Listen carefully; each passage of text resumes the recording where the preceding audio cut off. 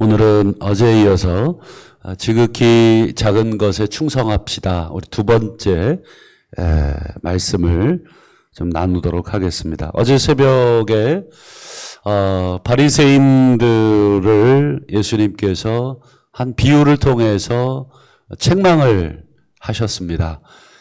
그 비유의 내용은 불의한 청지기, 주인의 소유를 낭비하고 있는 그 낭비라고 하는 것은 주인의 돈을 몰래 빼돌리는 것뿐만 아니라 주인의 뜻대로 사용하지 않는 것도 낭비라고 말씀을 드렸죠. 그래서 예수님이 이렇게 결론을 내리셨어요. 작은 것에 충성해라. 작은 것. 거기서 문맥적으로 이 작은 것이라는 것은 재물입니다. 돈은 네 거 아니다. 하나님 맡기신 것이다. 그래서 그 돈에 신실한 청지기가 되라. 제가 극단적으로 얘기를 해드렸죠. 그 사람이 돈을 어떻게 쓰는지는 그 사람의 신앙을 그대로 보여주고 마음을 그대로 보여준다. 그래서 우리의 헌금 생활뿐만 아니라 우리가 일상에서 내가 돈을 어디다가 지출하는지도 보면 그 사람이 믿음이, 마음이, 신앙이 어디에 지금 반영되고 있는지를 보게 될 수 있다. 바리새인, 성경에 나오는 바리새인을 보면 볼수록 존경스러운 부분이 많습니다, 사실은. 그런데 예수님이 오셔서 그동안 바리새인들이 만들어 온 왕국을 다 하나씩 이렇게 들춰내는 거죠. 마치 장관 청문회를 보는 것 같아요. 저 사람이 사회적으로 굉장히 반듯한 모습으로 이렇게 있는데, 이 청문회 하게 되면 그걸 본인이 몰랐을까요? 다 뒷조사를 한다는 것을 본인이 알 텐데, 그걸 요즘 시대 옛날에나 정보를 제대로 이렇게 볼 수 있는 것이 부족하기 때문에 감추려면 얼마든지 감추지만 요즘은 어떻습니까? 잘 감춰지질 않죠. 온통 다 정보력을 동원할 수 있으니까. 그러면 이 청문회 보면 참 저 사람은 왜 나왔지 싶은, 물론 털어서 먼지 안 나오는 사람 없다. 그렇다고 두둔하자는 얘기가 아니고, 내가 장관으로 어떻게 보면 한 나라를 또 한 부서를 책임을 지겠다고 하면 이제 국민들 앞에 여러 가지 도덕적인 또 능력적인 검증을 받게 되잖아요. 그러면 틀림없이 이제 본인이 모를 수도 있겠죠. 예를 들어서 아내가 그렇게 했다든지. 이게 가족 일이라고 우리도 사실은 다 아는 것은 아니거든요. 부인이 나 몰래 이렇게 어떤 버려놓은 일들을 뒤늦게 알 수도 있는 일이니까. 그런 면에서 자기 자신을 한번 돌아보게 되잖아요. 근데 마치 바리새인들을 예수님이 청문회 하듯이 다 이렇게 애들 말로 다 까발린 그런 모습들을 보게 됩니다. 그러면 깜짝깜짝 놀라겠죠. 우리들이야 바리새인들을 이미 성경으로만 만나봐서, 그리고 예수님을 통해서 바리새인을 보니까 바리새인들에 대해서 우리가 약간 부정적인 건 사실인데, 예수님 시대의 바리새인들은 대단한 사람들입니다. 우리가 이렇게 선입견을 가지고 볼 수 있는 그런 존재가 아니거든요. 굉장히 사람들에게 존경을 받는, 소위 와하는, 우리가 존경하는 분들이 있으시지 않습니까? 특별히 종교 지도자 중에 아마 존경하시는 분들이 있으시죠. 그 목사님, 그 장로님, 그분 그러면 와 대단하다. 그런데 여러분, 예수님 시대에도 바리새인이 이제 그런 존재였어요. 수많은 사람들이 이 바리새인을 그렇게 봤고. 근데 15절을 한번 보실까요? 15절. 15절을 보시면 이 너희는 바리새인을 말하는데 사람 앞에서 스스로 옳다 하는 자들이나 너희 마음을 하나님께서 아신다. 이게 한판 하자는 뜻이죠. 너랑 나랑 한판 붙어보자. 바리새인들아, 지금 너희들이 스스로 하나님 앞에서 옳다, 또 사람들 앞에서 옳다, 그리고 실제로 사람들 앞에서 옳다 인정함을 받고 있고 자기들도 또 그렇게 생각을 하고 있고, 난 이 정도면 잘하고 있지. 더 잘하기 위해서, 더 칭찬받기 위해서, 더 옳다 인정함을 받기 위해서 더 애를 썼죠. 마태복음에 의하면 거리 사거리에서 막 서서 막 손 들고 막 와 기도하고, 지나가는 사람들 다 보면서 와, 저 사람 바리새인이지, 대단해. 그리고 그 외에 양념의 11조까지 다 구분해서 드렸다 그랬잖아요. 그런데 그 중심은 달랐던 모양입니다. 예수님이 오셔서 그 중심을 다 하나씩 이 회칠한 무덤아, 너희가 속에는 썩은 것이 있는데 겉으로는 이렇게 분칠을 해놔가지고 이렇게 아주 괜찮은 무덤처럼. 자칭 의인이었지만 바리새인들의 실상은 제가 어제 새벽에 잠깐 말씀드렸지만 과부의 가산을 삼키는, 과부에게 자신의 가산을 나눠줘야 되는데 율법은 그렇게 가르치는데 과부의 가산을 종교적인 이유로 착취를 하려면, 여러분 법을 아는 사람들은 어떻게든지 간에 법을 잘 이용을 해서 착취할 수 있습니다.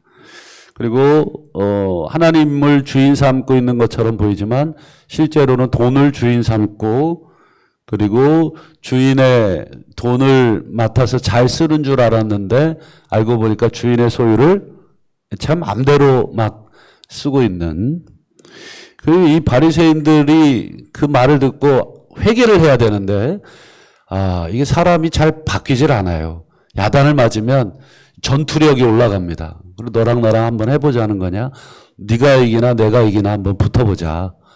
이 바리새인이 감히 예수님을 향하여 이제 막 소위 이를 갈고 한번 붙어보자 이렇게 한 것이죠.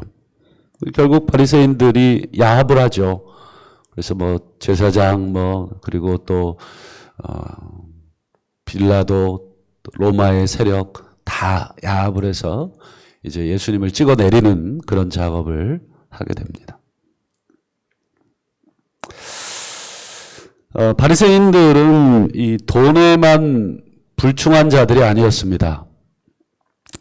실제로 그들이 가장 무기로 삼고 있는 율법, 그들이 소위 경찰관이었습니다. 종교 경찰관. 그들은 이렇게 율법을 들이대면서 이리 와봐 이러면서 이제 성경을 들이대면서 지금 뭐 하는 거야 이렇게 지적하고, 그리고 그들을 책망하고 사회적으로 그들을 매장시키기도 하고, 그들이 자랑하는 그 율법에 조차 사실은 그들은 충성스럽지 않았습니다. 바리새인들이 목숨 걸고 붙들고 있었던 율법, 그리고 다른 사람들의 일거수일투족까지 감시하는 데 사용했던 율법에 대해서 예수님께서 이제 오늘 본문에 드디어 또 시비를 거시는데, 오늘 16절을 한번 보실까요? 16절, 율법과 선지자는 언제까지입니까?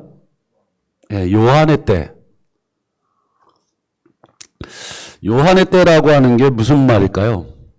율법과 선지자는 여러분 구약을 지칭하는 표현입니다.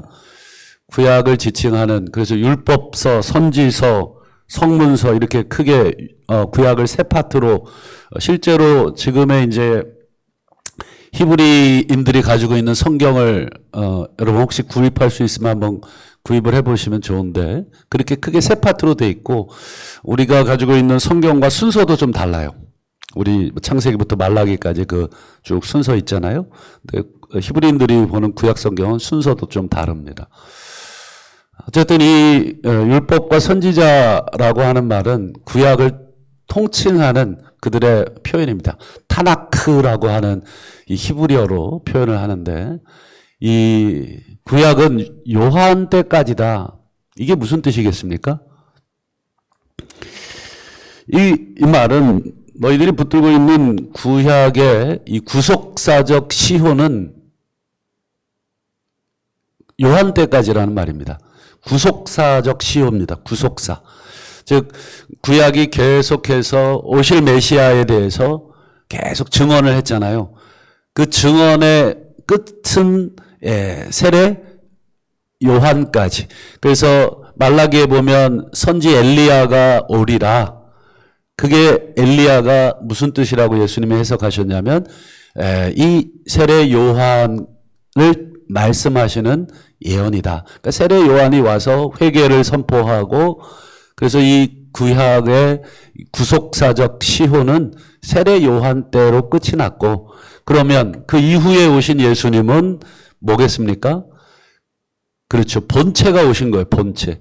구약이 계속해서 광고했던 구약이 계속해서 설명했던 그 본체가 오셨고 그리고 그 본체 구약도 하나님의 나라에 대해서 쭉 설명하고 보여주는 그림이었다면 신약은 뭐예요? 본격적인 하나님의 나라가 그래서 예수님의 첫 마디나 세례 요한의 첫 마디가 뭐였습니까? 회개해라 하나님의 나라가 엔게켄이라고 헬라어로 되어 있는데 왔다 그리고 오고 있다 이렇게 이제 하나님의 나라의 도래에 대해서 즉 구약이 율법과 선지서가 가리켰던 본체이신 예수님 그리고 예수님이 가지고 오신 그 하나님의 나라 이거에 대해서 이제 시작이 됐고 그리고 많은 사람들이 그리로 지금 침노하고 있다. 지금 막 다투어서 들어가고 있다. 그래서 예수님께 막 몰려오는 거예요. 예수님께. 그전에는 바리새인들에게로 몰려갔을 거예요. 틀림없이. 왜냐하면 바리새인들이 율법을 해석해주고 그리고 그 율법이 뭐가 어떻고를 설명해 줬는데 예수님이 오셔서 가르치는 것이 바리새인과 서기관들 같지 않고 그 권위가 있고 그 말씀이 더 정확하고 백성들도 듣고 그걸 알고 예수님으로 몰려가죠. 계속 예수님을 영접하고 또 예수님도 영접해주고 세리 죄인들과 함께 어울려서 이 천국을 계속해서 확장해가는 겨자씨와 같이 예수님이 이 땅에 이 복음이 씨앗이 뿌려지게 되고 그게 계속 확장되는 지금 그 16절 얘기는 지금 그 얘기입니다. 그렇다면 율법과 선지자가 요한 때까지라면 이제 율법과 선지자가 필요 없느냐 이렇게 사람들이 착각할 수 있죠. 요한 때까지야? 그럼 그 이후로는 율법의 기능은 끝이 났어?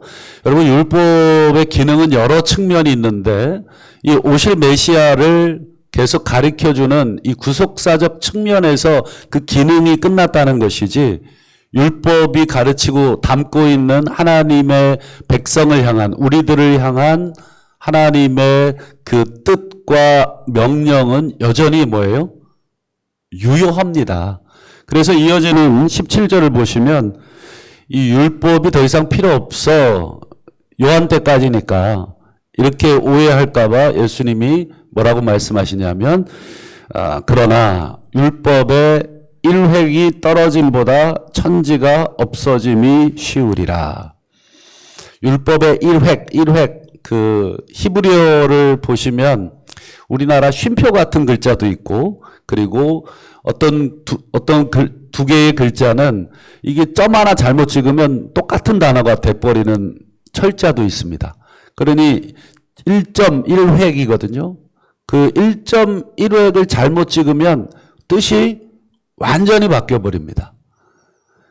그래서 이 바리새인들이 이 율법을 자기 마음대로 필사하면서 고쳐서 쓴 것은 없어요. 이 말의 의미는 하나님의 뜻이 요건데 바리새인들이 거기다가 이 떡칠을 해놓은 분칠을 해놓은 거예요. 막 도덕도덕. 그래서 이 하나님의 말씀을 마치 자기들의 해석을 덧붙여서 그게 하나님의 뜻인 것처럼 사람들을 가르쳤던 것입니다. 이제 예수님이 지적하신 부분은 그 부분입니다. 율법의 1.1획, 여기서 점은 없지만 이 1획을 떨어뜨린다. 즉 그걸 빼고 가르치거나 또는 점을 하나 더 붙여서 뜻을 바꿔서 가르치거나 이렇게 가르쳐서는 안 된다. 이 천지가 없어짐보다 훨씬 더 어때요? 이 율법은 중요하다.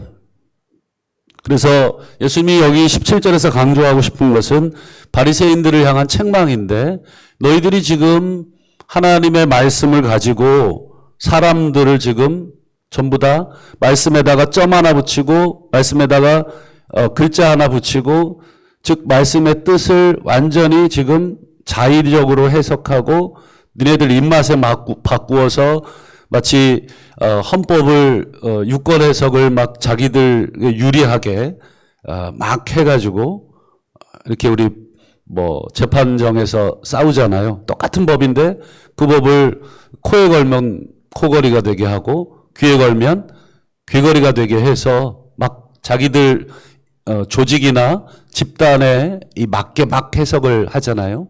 그럼 인간이라서 그런 한계점을 갖고 있겠지만 이 바리새인들도 하나님의 율법이 그 당시 사회를 다스리는 헌법이기 때문에 그 헌법에 대한 해석권을 서기관들과 바리새인들을 가지고 있고 그들이 거의 헌법 재판관이었기 때문에 그들의 해석에 누가 권위를 도전할 수 있는 시대가 아니었고 근데 예수님이 지금 거기에 지금 돌을 던지고 있는 거죠.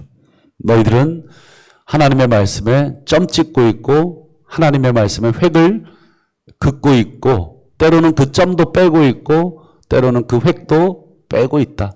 막 임의로 더하고 임의로 빼서 그렇게 가르치고 있다.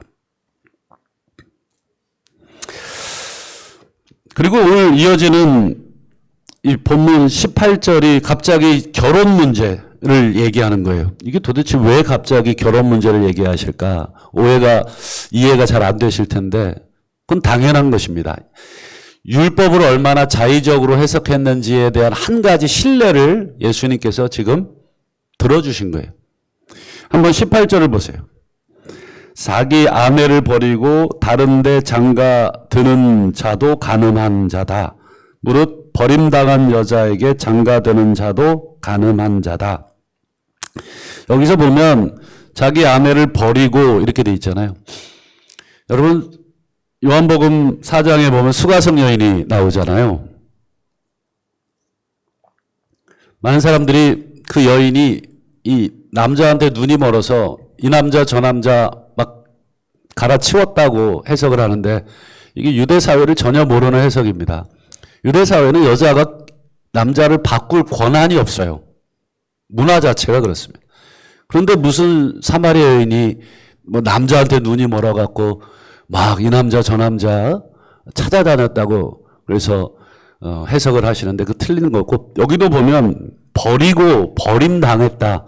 여자가 버린 게 아니라 남자가 여자를 버린 문화이고 여자가 버림을 당하는 문화입니다. 근데 여러분 하나님이 남자와 여자를 아내로 남편으로 묶어주어서 가정 부부로 묶어주고 하신 말씀이 예수님께서 뭐라 그래요? 이렇게 말씀하셨죠. 하나님이 짝지어 주신 것을 사람이 나누지 못할지니라. 이게 원래 하나님의 뜻이에요. 가정을 만드시고 원래 하나님 뜻이에요. 가늠한 연고 외에는 이혼 불가. 이게 원래 하나님의 뜻인데 사람들이 하나님의 뜻에 순도 높게 100% 순종하던가요? 우리가 구약 성경만 봐도 아니 우리 자신만 봐도 어떻습니까?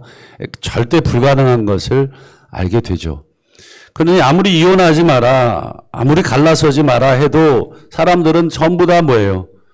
자기의 내적인 욕망에 의해서 갈라서죠. 저 사람이 더 마음에 들고 또 이 사람이 더 좋아 보이고 또 집에 와서 보니까 아내가 별로인 것 같고 시간 지나면 감정도 다 빠지고 알고 보니까 너무너무 피곤한 여자였고 생긴 건 또 왜 이렇게 못생겼고 또 음식은 또 왜 이렇게 못하고 뭐 등등 이 전부 다 이 평가를 하게 되잖아요. 그리고 밖에 나가서 생판 모르는 여자들 만나면 좋아 보이거든요. 그러니 이혼하지 말라고 해도 자꾸 이혼을 하는 것입니다. 이게 사회 문제가 되는 거예요. 그래서 모세가 결국 피해당하는 건 여자거든요. 이 여자들은 그냥 버려버리는 것입니다. 경제력도 여자들이 없기 때문에. 그러면 경제적인 약자이기 때문에 여자들이 계속 버림받아서 자기의 삶을 꾸려나가려면 또 누군가가 다른 남자가 나를 아내로 맞아주지 않으면 살 길이 없어요. 직업을 가질 방법도 없고 돈을 벌 수 있는 그런 시대도 아니고. 그래서 모세가 그런 사회적 문제를 해결하기 위해서 이혼 증서라도 그럼 써줘라. 이혼 증서라도 써서 여자들을 보호하기 위한 조치였는데 이게 또 문제가 됩니다. 사람이 참 악해요. 제도를 악하게 이용하는데 그래? 이혼 증서만 써주면 돼? 해가지고 그냥 뭐 이혼 사유, 밥을 태움. 그리고는 그 다음날 아내한테 줘요. 나가. 왜요? 밥 태웠음. 이게 실제적인 이혼 사유입니다. 당시에. 그 외에도 뭐 여기다가 뭘 쓰는지 간에 남자들 마음대로요. 그러니까 얼마나 남성들 세상입니까? 우리 남성들 부러우신가요? 마음에 안 들면 뭐 여기다가 쫙 써가지고 나가. 요즘은 이제 남자들이 눈치 보고 살아야 되는 시대인데. 그러니까 그런 면에서 이 사회적 문제, 그리고 바리새인들이 그렇게 해석을 한 거예요. 예수님께서 그 문제에 대해서 니네들이 지금 율법에 점 찍고 회 긋고 지금 마음대로 너희들이 지금 율법을 하나님의 말씀에 뭐 종이라고 하는데 알고 보니까 니들 입맛에 맞춰서 율법을 해석하고 가르치고 있고 그래서 예수님이 극단적으로 너희들도 천국에 들어가지 않고 천국에 들어가는 문도 막고 있고 또 천국에 들어가려는 사람도 못 들어가게 하고 있구나. 지금 예수님의 아주 준엄한 그 책망을 하게 되죠. 그게 바로 18절에 아내를 버리고 다른 데 장가드는 사람 간음한 것이다. 간음, 우리 십계명을 어긴 것이다. 하나님의 뜻을 어긴 것이다. 그리고 버림당한 여자, 즉 이혼당한 여자에게 장가드는 것도 그렇게 쉽게 가정을 깨지 말라는 것이죠. 그런 면에서 이게 하나님의 뜻이다. 말씀을 뵙겠습니다. 오늘 예수님은 바리새인들을 통해서 물질 사용부터 이 율법의 아주 작은 부분에 대한 해석까지 인간의 삶에 영향을 미치는 어떻게 보면 모든 영역이거든. 돈, 그 다음에 가정, 그리고 율법 전부 다 우리 인간의 삶의 기준이 되는 그런 중요한 영역에까지 하나님의 말씀에 순종해라. 하나님의 청지기로서 순종해라, 충성해라, 신실해라, 불의하지 말라 가르쳐 주셨습니다. 오늘 말씀을 통해서 우리 자신을 한번 비추어 보기를 바라고 우리가 바리새인들의 우리의 모습이 우리에게 조금씩 있죠.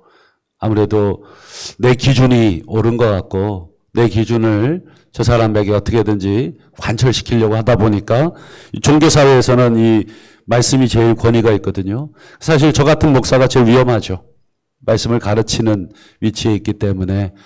그래서 저를 위해서 늘 끊임없이 기도해 주셔야 되겠고 저도 그렇게 기도하고 있지만 늘 인식의 한계도 있고 또 왜곡된 인식도 있고 그래서 그 인식으로 성경을 보다 보면 그렇게 성경을 또 내 마음대로 볼 위험도 있고 그래서 여러